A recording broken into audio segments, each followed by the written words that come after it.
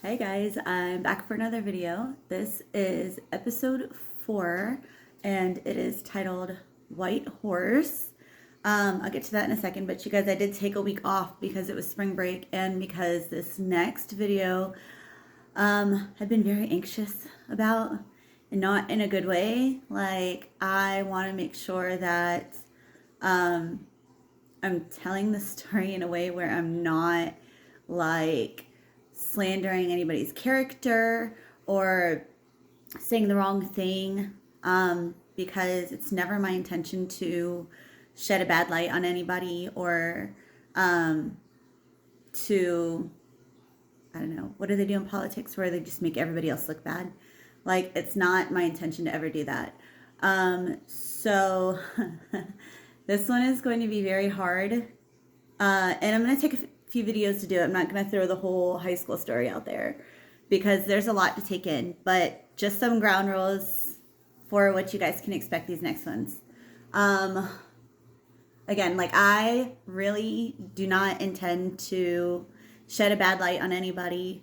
I don't want to bring anybody down. I won't be naming names out of respect for privacy. Um, I did start dating my husband in high school, so I already talked to him about this, and he was like, you know, it's okay. I've already made peace with everything that happened. So I think that was the hardest one where, like, I don't want to make anybody look bad. But you guys, when I tell you that there is no human way possible that my husband and I should be together, there's no earthly way possible that we should still be together. Like, it's so true. It's so bad and it's so true. Um, and that's, I think, where I struggled a lot was I don't want to tell the story just to tell the story to bring old stuff up. Like, my intention with these videos is, one, to kind of just release the weight of everything I've been holding on to for the last however many years. Going through therapy and my freedom group for church has started lifting, like, the layers off of stuff that I've been hoarding. But I think, like, what happened was I just put, like, such every crazy experience, high school in general, in a box and stuck it to the side and thought that it would never affect me. But I feel like it's actually one of the things that I've gotten so really good at masking that it's always kind of the problem, even if I don't acknowledge that it's the problem. And with everything that happened came a lot of insecurity and self-doubt and I don't know, a lot of, like, yeah, just a lot of negative voices that try to talk crap all the time. So with this one, I'm just reminding myself that when we went to Camp Evergreen, there was a really amazing woman who was sharing her testimony, and she said that insecurity is trying to avoid whatever is causing the problem or trying to find a way around it, but security is finding a way through whatever you're going through. I'm gonna fidget with this, it's fine. So at the beginning of the year, or even like at the end of last year, our church asked us to write down things that we are asking God to multiply this year. And for my card, so if you guys are church people and you watch this, my card said, I am asking for more peace, which I've already gotten in loads. You guys have had so much peace this year so far. It's crazy. And I feel fantastic. Another one I asked for was security. And that's where it's like hitting, like, okay, this is the only way to really get security, is to work my way through it. And then the third thing I asked for was more opportunities to be a blessing to others. So hopefully in these videos, you guys are finding some sort of, like, man, I'm really not doing this alone. There's other people who are going through stuff where that sounds just like me. There is a way through it. There's hope. So we're going to work on security these next couple videos because, like, I can't keep avoiding the stories and expect to be completely fine. Do I dwell on these stories all the time? No. But there are moments where there's little voices that come up that, hey, you remember what happened? Hey, like the little voices of insecurity that I'm just trying to like really push away because I'm done with it. So we start off in ninth grade. And I remember last video you guys had talked about finding hope in different places. So when I was going through high school, I was not in church. I was not really looking to God for answers. I was literally just in survival mode the whole time. And finding hope in the craziest, like, now I look back and it's like, that's so trivial, that's so stupid, or I could have done so much better, but like, then I wouldn't be in the position that I'm in now. Like, I had to get through that season in order to get where I am now. And I feel like a lot of the things we've talked about at church lately is God isn't just a God of great things. He is literally with you, whether it's the best times of your life or it's the worst times of your life. And he puts you through these situations for a reason. And as hard as it is to accept that the challenges, the struggles, the insecurities, the mental health issues, like, it's hard to accept. Man, I'm gonna cry this video. It's hard to accept, I think in general as a public, that bad things happen for a reason. But I'm choosing to believe that those trials were set in front of me to get me to where I need to be now, in order for me to do work for the kingdom moving forward. So, high school. You guys, I was like a goody two shoes. I like teacher's pet, like all of it. It was me.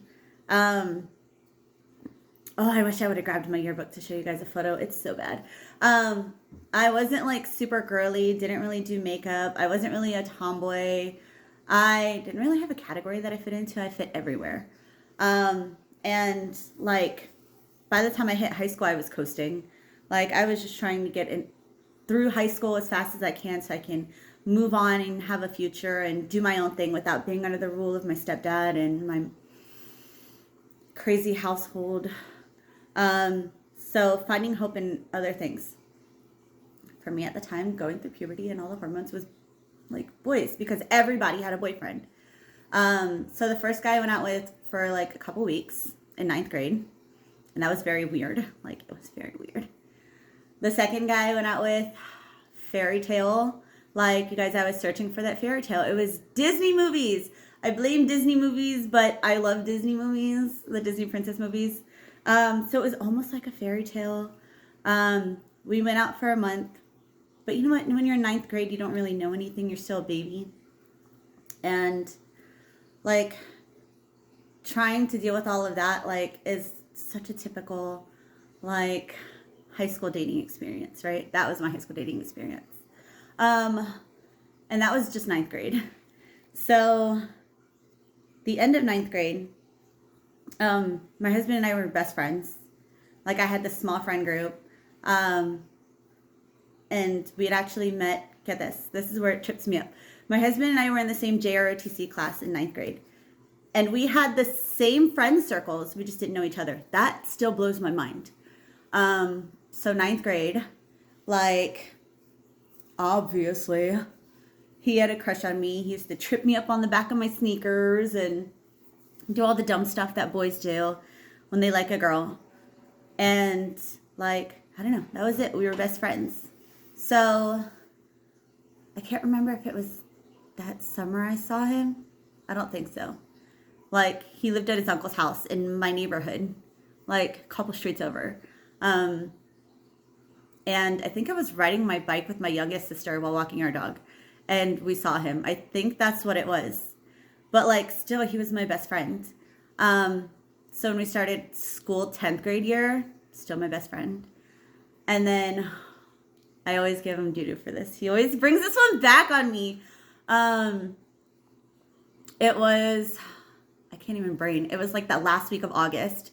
He asked me to go out with him. But, like, internally, I was having a freak out moment. Like, oh my gosh, this is my best friend. What if I say yes and we break up and our friendship gets ruined and like all of the insecurities? And I feel like this is so weird for a 10th grader to have these kind of like train of thought mess. So it was a lot of pressure. But September 1st, 2005, we had practice after school because in 10th grade I joined the drill team and my younger sister was in 9th grade and she was in band. So we had practice on the same day. So we just hung out after school after practice and waited for my sister to get out of band practice. And my mom came to pick us up. So my husband walked us to the car and we were still waiting for my sister to get out, I think. And so I get in the car and Leo is just talking to my mom and he brought up how he asked me a week ago if I would go out with him and I still hadn't said anything. And my mom yelled at me. She's like, how could you leave this boy hanging? Like, jerk. You told my mom on me. But I was like under so much pressure and I just went for it and said yes. Like, it was so nerve-wracking, but I said yes. So September 1st, 2005 is when we started dating. I remember. We're almost at 20 years, by the way, you guys. This year will be 20 years since that happened, and it seems like a lifetime ago. And then a week after that, he stole our first kiss, and it was like a whole like fairy tale whimsical, like something was starting all over again. But this was also my best friend, so it was very real and very wild. Like, I don't know. I feel like my husband was way more romantic back then, and it was strange. So things were really good 10th grade year. We were just like, I don't know. A month came, 2 months went by, 3 months went by, 4 months went by. It's like, what the heck is going on? This is like just natural. It felt natural, and he was my best friend.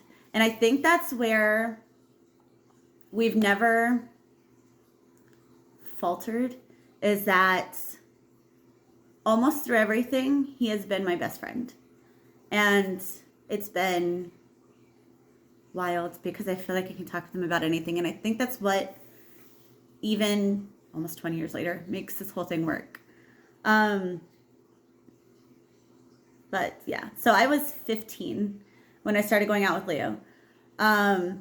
He came over for my 16th birthday and he gave me a promise ring, which is like, I still have it. It's in my wallet. And it was just like freaking fairy tale. And then, actually, oh my gosh, I'm going to cry on this one.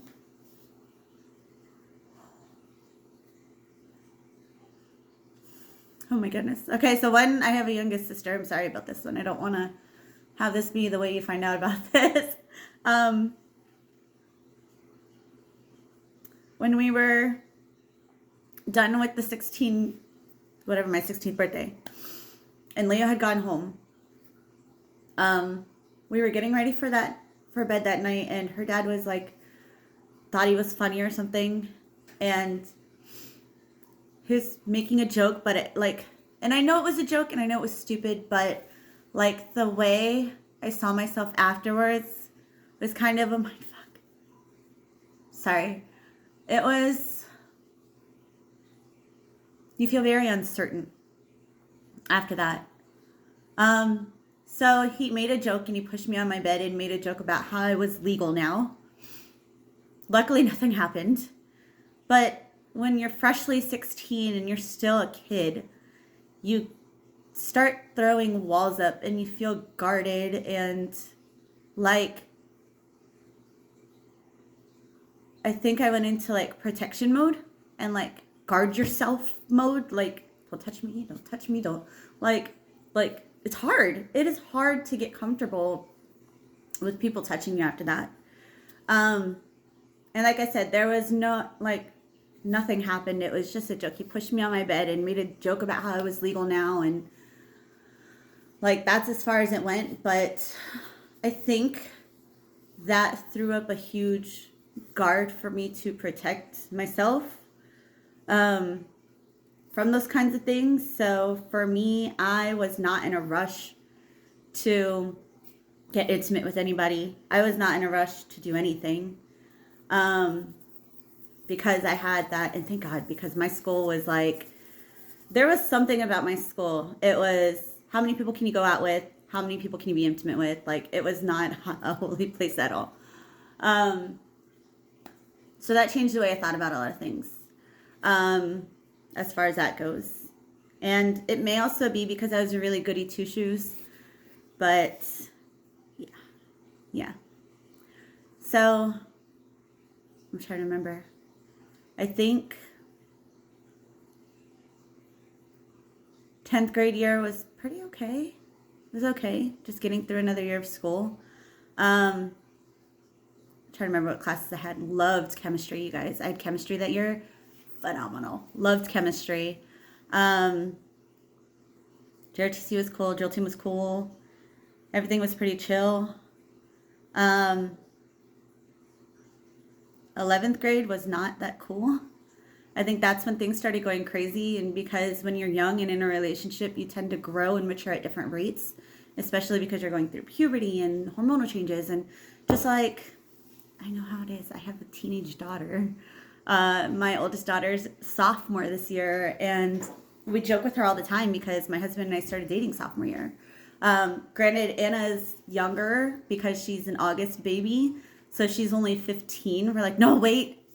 And I bring this up to my kids all the time. I'm like, don't be in a rush to date somebody, you guys. If there's one thing that I could go back and change from my life, it's like, I would have waited to start having kids so that way I could go to school, so that way I can, like, all the things I'm doing now as far as career development, as far as friend groups, as far as adventuring out, travel. Like, I haven't gotten to travel yet because it's so expensive now, but it's on my bucket list for the future.